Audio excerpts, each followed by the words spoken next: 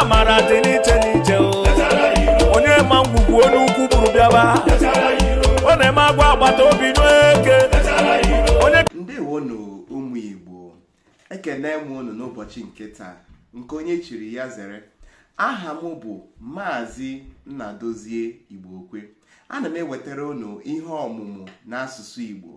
N'ụbọchị taa anyị ga-amalite ikwusi na ndị Igbo nwere ahịa anọ, ụbọchị anọ.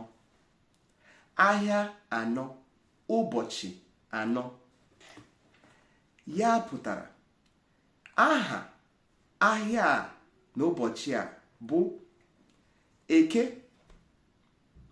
Orie, Afọ, Nkwọ. Ka anyị kwukwa ya ọzọ. Eke,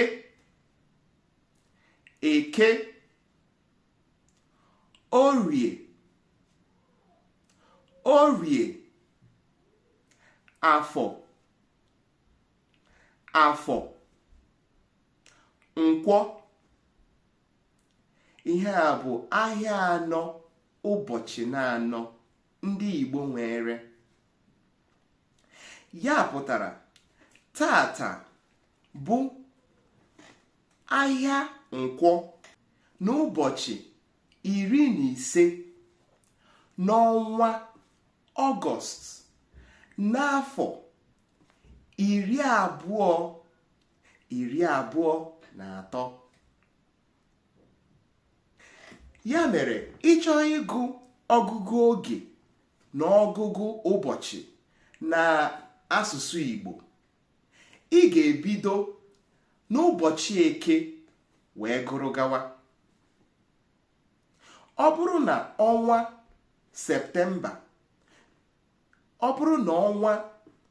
Septemba bidoro n'ụbọchị Eke, ị ga-agụ ụbọchị Eke, ụbọchị Orie, ụbọchị Afọ, ụbọchị Nkwọ. Ya mere ịchọ ịgụ ọgụgụ ụbọchị na ọgụgụ afọ, ị ga-ebido n'ụbọchị Eke gụrụ gawa n'ụbọchị Orie, ụbọchị Afọ na ụbọchị Nkwọ, wee bidokwe n'isi gụwakwa ụbọchị Eke, ụbọchị Orie, ụbọchị Afọ, ụbọchị Nkwọ, si otu ahụ gụrụ gawa. Ya mere taa bụ ụbọchị Nkwọ. Echi ga-abụ ụbọchị Eke. Nwanne echi ga-abụ ụbọchị Orie. Na-esote ya bụ ụbọchị Afọ. Iruzie ụbọchị Nkwọ, ibidokwe n'isi ụbọchị Eke, ụbọchị Orie, ụbọchị Afọ na ụbọchị Nkwọ. Otu ahụ ka ndị Igbo si agụ ya.